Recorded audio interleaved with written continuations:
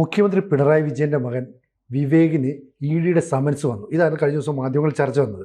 പക്ഷേ CPM-ന്റെ ദേശീയ secretary MA baby പറയുന്നു ആദ്യം സമൻസ് വന്നു, പിന്നീട് അത് പിൻവലിച്ചു. പിണറായി വിജയൻ പറയുന്നു അങ്ങനെ ഒരു സമൻസ് വന്നിട്ടേ ഇല്ലെന്ന്. MA ബേബി പിണറായിക്കിട്ട് പണി വന്നു. അല്ല, അതവിടെ നിൽക്കട്ടെ സിനു, അത് പറയാം. അതിനു മുമ്പ് വളരെ പ്രധാനപ്പെട്ട ഒരു കാര്യം, 2023 ഫെബ്രുവരി 14 വിവേക് കിരൺ ഹാജരാവണം എന്ന് ED സമൻസ് അയച്ചു എന്നുള്ളത് ശരിയാണ്. അത് സ്ഥിരീകരിക്കപ്പെട്ടിട്ടുണ്ട്. അതേ ദിവസം തന്നെയാണ് ED സമൻസ് അയച്ചത് ശിവശങ്കറിന്. ശിവശങ്കറിനെ ED വിളിച്ചു വരുത്തി, ED ചോദ്യം ചെയ്തു, ED അറസ്റ്റ് ചെയ്തു. അതേ ദിവസമായിരുന്നു വിവേക് കിരണം വിടേണ്ടിയിരുന്നത്. വിവേക് കിരണൻ അന്ന് വന്നിരുന്നെങ്കിൽ ചോദ്യം ചെയ്തതിന് ശേഷം ED അറസ്റ്റ് ചെയ്യുമായിരുന്നു. ഹൈപ്പോത്തറ്റിക്കൽ ചോദ്യമാണ്. അങ്ങനെ വന്നിരുന്നെങ്കിൽ കേരളത്തിൽ എന്ത് സംഭവിക്കായിരുന്നു? കേരള മുഖ്യമന്ത്രിയുടെ മകൻ അറസ്റ്റിലാകുമായിരുന്നോ? ഒരു സാങ്കല്പിക ചോദ്യമാണ്. ഇതാണ് ഇതിൻ്റെ ഒരു പ്രധാനപ്പെട്ട ഒരു ക്രൂഷ്യൽ പോയിന്റ്. പക്ഷേ വിവേക് കിരൺ ഹാജരായില്ല, ED പിന്നീട് പ്രൊസീഡ് ചെയ്തുമില്ല. അപ്പോൾ അതേക്കുറിച്ച് ബേബി ആദ്യം പറഞ്ഞു, അത് വന്നു, ED പിന്നെ അത് പ്രൊസീഡ് ചെയ്തില്ല, അതുകൊണ്ട് തീർന്നു എന്ന് പറയുമ്പോൾ ഇങ്ങനൊരു സമൻസ് വന്നിരുന്നു എന്ന് സമ്മതിക്കലാണ്. അതാണ് പിണറായി വിജയൻ നിഷേധിക്കുന്നത്. പിണറായി വിജയൻ പക്ഷേ നിഷേധിച്ചിരിക്കുന്നത് വളരെ തന്ത്രപൂർവ്വമാണ്. അതായത് എനിക്ക് കിട്ടിയിട്ടില്ല, എനിക്കോ എൻ്റെ മകനോ കിട്ടിയിട്ടില്ല. ശരിയാണ്, ED സമൻസ് കിട്ടിയിട്ടില്ല, അത് സെർവ് ചെയ്തിട്ടില്ല എന്ന് പറയാം. സമൻസ് കൊടുത്തിട്ടില്ല. പക്ഷേ ഇപ്പോൾ സമൻസ് അങ്ങനെയൊന്നുമില്ല. ED സമൻസൊക്കെ, ED നോട്ടീസൊക്കെ അയക്കും, മെയിലിലും വാട്സപ്പിലും ഒക്കെ സമൻസ് അയക്കാവുന്ന കാലമാണ്. അതവിടെ നിൽക്കട്ടെ. പക്ഷേ ഇതിൻ്റെ ഒരു പ്രധാനപ്പെട്ട ഒരു സാധനം നീങ്ങുന്നത് വേറൊരു തരത്തിലേക്കാണ്. എന്തിനു വേണ്ടിയിട്ടാണ് ശിവശങ്കറിനെ നോട്ടീസ് അയച്ചത്? സ്വപ്ന സുരേഷിൻ്റെ വെളിപ്പെടുത്തൽ, സ്വർണ്ണക്കള്ളക്കടത്ത് അല്ലേ, അതുകൂടാതെ ഡോളർ കടത്ത്, അതും കൂടാതെ ഒരു വളരെ പ്രധാനപ്പെട്ട കാര്യമുണ്ട്. സംസ്ഥാന സർക്കാരിന് 374 കോടി രൂപയുടെ നഷ്ടമുണ്ടാക്കിയ 1996 SNC ലാവ്ലിൻ കേസ്. ലാവ്ലിൻ കേസിൽ 374 കോടി രൂപ സംസ്ഥാന സർക്കാരിന് നഷ്ടമുണ്ടായി. മലബാർ ക്യാൻസർ സെൻ്ററിന് കൊടുക്കാൻ വേണ്ടിയിട്ട് കോഴയാണ്. ഞങ്ങൾക്ക് ഈ കരാർ തന്നാൽ ഞങ്ങൾ 100 കോടി രൂപ തരും.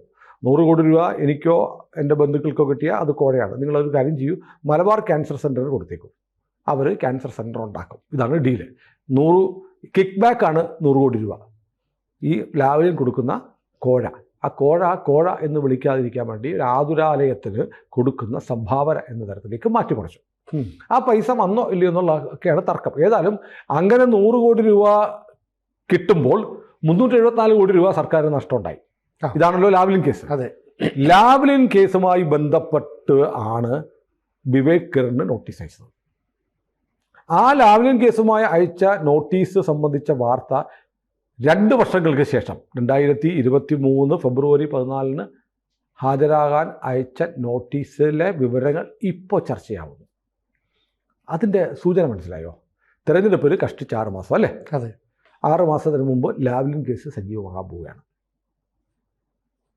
അപ്പോൾ ലാവ്ലിൻ കേസുമായി ബന്ധപ്പെട്ട് CBI കൊടുത്തിട്ടുള്ള അപ്പീൽ സുപ്രീം കോടതിയിൽ കിടക്കുകയാണ്. എത്ര തവണ മാറ്റിവെച്ചതെന്ന് പടച്ച തമ്പുരാനും പോലും അറിയില്ല. അത് ലൈവാകാൻ പോവുകയാണ്. ലാവ്ലിൻ സ്വർണ്ണക്കള്ളക്കടത്ത്, ഡോളർ കടത്ത് മാത്രമല്ല, കുപ്പിയിൽ അടച്ചിട്ടിരുന്ന ഒരു ഭൂതത്തിൻ്റെ ആ കുപ്പിയുടെ കോർക്ക് തുറക്കാനുള്ള ഒരു ശ്രമമാണ് ഇപ്പോൾ നടക്കുന്നത്. ഇപ്പം MA ബേബി ഇപ്പോൾ പറഞ്ഞിട്ടുണ്ട്, ഇവിടെ മാധ്യമങ്ങൾക്കാണ് പ്രശ്നം. അല്ല, മാധ്യമങ്ങൾക്ക് പ്രശ്നം എന്താണ്? മാധ്യമങ്ങൾ കെട്ടിച്ചമച്ചതല്ല, നോട്ടീസ് അയച്ചു എന്നുള്ളത് ശരിയാണ്. നോട്ടീസ് അയച്ചതിന് ശേഷം ഫർദർ പ്രൊസീഡിങ്സ് ഉണ്ടായിട്ടില്ല എന്നതും ശരിയാണ്. അത് തോമസ് ഐസക്കിൻ്റെ കാര്യത്തിൽ തുടർ നടപടികൾ ഉണ്ടായില്ല. ഹൈക്കോടതി പോയിട്ട് ഹൈക്കോടതിയുടെ ഇടപെടൽ ഉണ്ടായപ്പോൾ പിന്നെ ED പിന്നെ തോമസ് ഐസക്ക് നോട്ടീസ് അയച്ചിട്ടില്ല കിഫ്ബി ഇടപാടിൽ.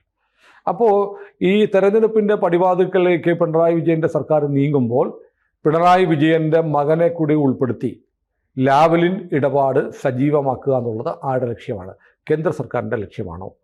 EDയുടെ ലക്ഷ്യമാണോ? EDയുടെ ലക്ഷ്യം കേന്ദ്ര സർക്കാരിൻ്റെ താല്പര്യം കൂടിയായിരിക്കും. കാരണം ധനകാര്യ മന്ത്രാലയത്തിൻ്റെ കീഴിലാണ് എൻഫോഴ്സ്മെൻറ്റ് ഡയറക്ടറേറ്റ് പ്രവർത്തിക്കുന്നത്. ഇനി സുപ്രീം കോടതിയിലെ കേസ് ലൈവാക്കാൻ കേന്ദ്ര സർക്കാർ അല്ലെങ്കിൽ CBI ശക്തമായ നിലപാടെടുക്കുമോ? ഇതെല്ലാമാണ് കണക്ട് ചെയ്ത് നോക്കേണ്ടത്. അപ്പോൾ എല്ലാ തെരഞ്ഞെടുപ്പുകൾക്ക് മുമ്പും സംസ്ഥാന സർക്കാരിൻ്റെയും പിണറായി വിജയനെയും പ്രതിസന്ധിയിലാക്കുമാറ് ഒരു വിവാദം കേന്ദ്ര ഏജൻസികളുമായി ബന്ധപ്പെട്ടുണ്ടാവുന്നുണ്ട്. പിന്നീട് അത് ചായക്കോപ്പയിലെ കൊടുങ്കാറ്റ് പോലെ അവസാനിക്കാറുണ്ട്. ഈ ആക്ഷേപം BJP സംഘപരിവാർ അനുഭാവികളായ ആളുകൾ പോലും പറയുന്നുണ്ട്. ഇപ്പോൾ ലാവ്ലിൻ കേസ് ചൂടെല്ലാവർക്കും പോയി. അപ്പോൾ പിണറായി വിജയനെ പൂട്ടാൻ വീണ്ടും കേന്ദ്രം താല്പര്യപ്പെടുന്നുണ്ടോ അതോ സംസ്ഥാനത്തെ ഇലക്ഷന് മുമ്പ് ഇതൊരു സജീവ ചർച്ചാ വിഷയമാവണമെന്ന് UDF ആഗ്രഹിക്കുന്നുണ്ടോ എന്നതാണ് പ്രശ്നം. മനോരമയിൽ ഈ വാർത്ത വരുമ്പോൾ മനോരമ ഇത് തുടർച്ചയായി ഫോളോ ചെയ്യുമ്പോൾ അത് UDFന് വേണ്ടിയാണ് എന്ന് പിണറായി വിജയൻ പറയുമ്പോൾ അവിശ്വസിക്കേണ്ട കാര്യമില്ല. മനോരമ എന്തായാലും CPMനെ ജയിപ്പിക്കാൻ വേണ്ടി അച്ചടി മഷി ടൺ കണക്കിന് അച്ചടി മഷിയും പത്രക്കടലാസും ചിലവാക്കില്ല. അപ്പോൾ ഇതൊരു വസ്തു. അപ്പോൾ ലാവ്ലിൻ കേസ് തീർന്നിട്ടില്ല. വേണമെങ്കിൽ ഇതിൻ്റെ ക്ലച്ചസിൽ പിണറായി വിജയനും വീണയും പിണറായി ഉൾപ്പെടെയുള്ള ആളുകൾ എപ്പോഴും പെടാവുന്നൊരു സ്ഥിതി ഇപ്പോഴുമുണ്ട്. പക്ഷേ എന്തുകൊണ്ട് ആ പല്ലും നഖവും ഇവർക്ക് മേൽ ആഴുന്നില്ല എന്നൊരു ചോദ്യം ബാക്കിയാണ്. ഇപ്പം ഞാനിപ്പോഴും പറയുന്നു, ഇപ്പോൾ ഈ പിണറായിയുടെ മകനെ ഈ വിവാദത്തിലേക്ക് വലിച്ചെടുക്കുന്നു. ഇഴയ്ക്കാൻ പാടില്ല എന്നൊന്നുമില്ല. പക്ഷെ അതിലും മൗലികമായൊരു കാര്യമുണ്ട്. വീണ വിജയനെ അറസ്റ്റ് ചെയ്യണം, പ്രോസിക്യൂട്ട് ചെയ്യണം എന്നാവശ്യപ്പെട്ട് ED സംസ്ഥാന DGPക്ക് കത്ത് കൊടുത്തിട്ടുണ്ട്. അതേക്കുറിച്ച് ആരും പറയുന്നില്ല. പിന്നെ ED കത്ത് കൊടുത്ത് പോലീസ് ചെയ്തില്ലെങ്കിൽ EDക്ക് തന്നെ ചെയ്യാവുന്നതാണ്. അപകടസ്ഥിതി നീങ്ങിയിട്ടില്ല. അതിൽ നിന്ന് EDയുടെ അല്ലെങ്കിൽ SFIOയുടെ നടപടികളിൽ നിന്ന് വീണ ഇപ്പോഴും ഒഴിവായിട്ടില്ല. അപ്പോൾ വല്ലാത്തൊരു പ്രതിസന്ധിയിലേക്ക് എപ്പോൾ വേണമെങ്കിലും പിണറായി വിജയൻ സർക്കാരിനെ അല്ലെങ്കിൽ പിണറായിയുടെ കുടുംബത്തെ വലിച്ചിഴയ്ക്കാവുന്നൊരു സാഹചര്യമുണ്ട്. അപ്പോൾ പിണറായി എന്ന് പറയുന്ന പിണറായി ഇത്തിരി ഒരു സെൻറ്റിമെൻ്റൽ ആക്കിയിട്ടൊക്കെയുള്ള ഒരു വർത്തമാനം പറഞ്ഞിട്ടുണ്ട്. അതായത് എൻ്റെ മകന് ക്ലിഫ് ഹൗസിൽ എത്ര വീടുകൾ പോലും എത്ര മുറികളുണ്ട് എന്ന് പോലും അറിയില്ല. മറ്റു പലരുടെയും മക്കളെ പോലെ എൻ്റെ മക്കൾ അധികാരത്തിൻ്റെ ഇടനാഴികളിൽ ഇടപെടൽ നടത്തുന്നില്ല. അത് വീണയെക്കുറിച്ച് അങ്ങനെ പറയാമോന്ന് എനിക്കറിയില്ല. വീണയെ സംബന്ധിച്ച് ഈ മാസപ്പടി വിവാദം വന്നപ്പോൾ ഒരു കമ്പനിയിൽ നിന്ന് മാത്രമല്ല വേറെ ചില കമ്പനികളിൽ നിന്നും മാസപ്പടി കിട്ടിയിരുന്നു എന്നതിൻ്റെ കണക്ക് വന്നിട്ടുണ്ട്. ഈ ഏറ്റവും കൂടുതൽ ആളുകളെ വിദേശത്തേക്ക് അയക്കുന്ന ഒരു ഏജൻസിയുടെ പേര് ആ സമയത്ത് വന്നിരുന്നു. ഒരു മതവുമായി ബന്ധപ്പെട്ട ഒരു ചാരിറ്റി സംഘടനയുടെ പേര് വന്നിരുന്നു, ഓർക്കുന്നില്ലേ? അത് പിണറായി അസംബ്ലി പറയുകയും അസംബ്ലി പറഞ്ഞിട്ട് ഒരു മതത്തെ ടാർഗറ്റ് ചെയ്യുന്നു എന്ന തരത്തിൽ വ്യാഖ്യാനിക്കാനുള്ള ശ്രമം നടത്തിയിട്ടുണ്ട്. അപ്പോൾ പിണറായി പറയുന്നത് പോലെ എൻ്റെ മക്കൾ ആരും അതിലൊന്നും ഇടപെട്ടിട്ടില്ല എന്ന് പറയുന്നത് ശരിയല്ല. രണ്ടാമത്തെ കാര്യം, വിവേകിൻ്റെ കാര്യത്തിൽ മുമ്പേ ഉണ്ടായിരുന്നു ലാവ്ലിൻ ഇടപാടിൽ നടന്നിട്ടുള്ള സാമ്പത്തിക ഇടപാടുകൾ. നമ്മുടെ നാട്ടിൽ ബാങ്കുകൾ വഴിയൊന്നുമില്ല, ഇന്ത്യക്ക് പുറത്തുള്ള ചില ബാങ്കുകൾ വഴിയാണ് ചില ഇടപാടുകൾ നടന്നെന്നുള്ള ആക്ഷേപം അന്നേ ഉണ്ടായിരുന്നു. അപ്പോൾ HSBC ബാങ്ക് എന്ന് പറയുന്നത് ഒരു രാജ്യാന്തര തലത്തിൽ പ്രവർത്തിക്കുന്ന ബാങ്കാണ്. നമ്മുടെ ഇവിടെ ബ്രാഞ്ചുകളൊക്കെ ഉണ്ടെങ്കിലും അതിന് ഈ ഇന്ത്യക്ക് പുറത്ത് ശാഖകളുള്ള ബാങ്കുകൾ വഴിയൊക്കെ ഇടപാടൊക്കെ നടക്കാം. ഏതായാലും പിണറായി ഇപ്പോൾ ഇന്നലെ പറഞ്ഞതിന് വ്യത്യസ്തമായി ബേബി പറയുന്നു. ഉടനെ ബേബിയെ പിണറായി തിരുത്തുന്നു. അവിടെ തന്നെ പാർട്ടിക്കകത്തൊരു ആശയക്കുഴപ്പമുണ്ട്. മാത്രമല്ല, ഏറ്റവും പ്രധാനപ്പെട്ട ഒരു ചോദ്യം വന്നു, പാർട്ടിയെ അറിയിച്ചിരുന്നോ? ഇങ്ങനെ സമൻസ് വന്നത് സംബന്ധിച്ച് പാർട്ടിയെ അറിയിച്ചിരുന്നോ എന്നൊരു ചോദ്യമുണ്ട്. അതിനുള്ള മറുപടി എന്താണെന്നറിയോ? അതിൻ്റെ ആവശ്യമില്ല എന്നാണ് പിണറായി പറഞ്ഞ മറുപടി. ഒരു കമ്മ്യൂണിസ്റ്റുകാരന് പാർട്ടിയെ അറിയിക്കാത്ത കാര്യങ്ങളുണ്ടോ അയാളുടെ ജീവിതത്തിൽ? എല്ലാ കാര്യങ്ങളും പാർട്ടിയായിട്ട് ആലോചിച്ച് എന്തിനാണ് TV തോമസും ഗൗരിയമ്മയും തമ്മിലുള്ള വിവാഹബന്ധം വേർപിരിയേണ്ടി വന്നത്? പാർട്ടിക്ക് ഇഷ്ടമില്ലാത്തതുകൊണ്ടാണ്. അത് ഭാര്യയും ഭർത്താവുമായിട്ട് ജീവിക്കുന്നത് രണ്ട് വ്യക്തികളാണ്. വ്യക്തികളുടെ കാര്യത്തിൽ പാർട്ടിക്ക് ഇടപെടേണ്ട കാര്യമില്ല എന്നല്ല നിലപാട്. ഇപ്പോൾ പിണറായി വിജയൻ്റെ മകന് EDയുടെ സമൻസ് വന്നെങ്കിൽ അതെൻ്റെ മകൻ്റെ കാര്യം, അതെനിക്ക് പാർട്ടിയോട് പറയേണ്ട നിലപാട് ഒരു കമ്മ്യൂണിസ്റ്റുകാരന് എടുക്കാൻ പറ്റില്ല. പാർട്ടിക്ക് ഇടപെടാം, പാർട്ടി അറിയണം. അപ്പോൾ പിണറായിയുടെ ആ മറുപടി അതിൻ്റെ ആവശ്യമില്ല എന്നുള്ള മറുപടി പുതിയ കാലത്തെ കമ്മ്യൂണിസ്റ്റ് പാർട്ടിയുടെ രീതിയായിരിക്കാം. അങ്ങനെയാണെങ്കിൽ TV തോമസിന് ഗൗരിയമ്മയെ ഉപേക്ഷിക്കേണ്ടി വരില്ലായിരുന്നു. മനസ്സിലായില്ലേ? വ്യക്തികളല്ലേ. അപ്പോൾ ഇപ്പം പാർട്ടി എന്ന് പറയുന്നത് അത് എൻ്റെ മകൻ, അവൻ ചെറുപ്പക്കാരൻ, കൊടിയേരി പറഞ്ഞു ഓർക്കുന്നില്ലേ, അവന് സ്വന്തം ബിസിനസ് തുടങ്ങും, ഞാൻ അറിയേണ്ട കാര്യമില്ല. എൻ്റെ മകൻ, അവൻ ചെറുപ്പക്കാരൻ, അവന് മനുഷ്യനെ പോലുള്ള വികാരങ്ങളുണ്ട്, അവന് വേറെ എന്തെങ്കിലും മക്കളോ വല്ല ഉണ്ടെങ്കിൽ എനിക്കറിയണ്ട എന്ന് ഒരു നേതാവ് പറയുന്നത് ആലോചിച്ച് നോക്കിയേ. മനസ്സിലായില്ലേ? അപ്പം കമ്മ്യൂണിസ്റ്റ് പാർട്ടി ഇപ്പം മാറിയിട്ടുണ്ട്. പിന്നെ മാത്രമല്ല, ഇപ്പോൾ പിണറായി വിജയൻ വളരെ പെട്ടെന്ന് ഇന്ന് ബഹ്റിനിലേക്ക് പോവുകയാണ്. ബഹ്റിനിലേക്ക് പോകാനുള്ള അനുവാദം കൊടുത്തിട്ടുണ്ട്. അവിടെ പ്രവാസി മലയാളി സമ്മേളനത്തിൽ പങ്കെടുക്കാനാണ് ബഹ്റിനിലേക്ക് പോകുന്നത്. പക്ഷേ പിണറായിയുടെ ഒരു യാത്രാ പദ്ധതി എന്ന് പറയുന്നത് Oman, Qatar, UAE, Kuwait, Saudi Arabia ഇത്രയും രാജ്യങ്ങൾ സന്ദർശിക്കാൻ പിണറായിക്ക് പദ്ധതിയുണ്ട്. പക്ഷേ കേന്ദ്ര സർക്കാർ ബഹ്റിനിലേക്ക് പോകാൻ മാത്രമേ അനുവാദം ഇപ്പോൾ നമ്മൾ സംസാരിക്കുന്ന നിമിഷം വരെ കൊടുത്തിട്ടുള്ളൂ. അങ്ങനെയാണെങ്കിൽ ബഹ്റിനിൽ പോയിട്ട് തിരിച്ചു വരേണ്ടി വരും. പിന്നെ പിണറായിയുടെ യാത്രയിൽ ഏറ്റവും കൂടുതൽ സന്ദർശിച്ചിട്ടുള്ള ഗൾഫ് രാജ്യങ്ങളാണ്.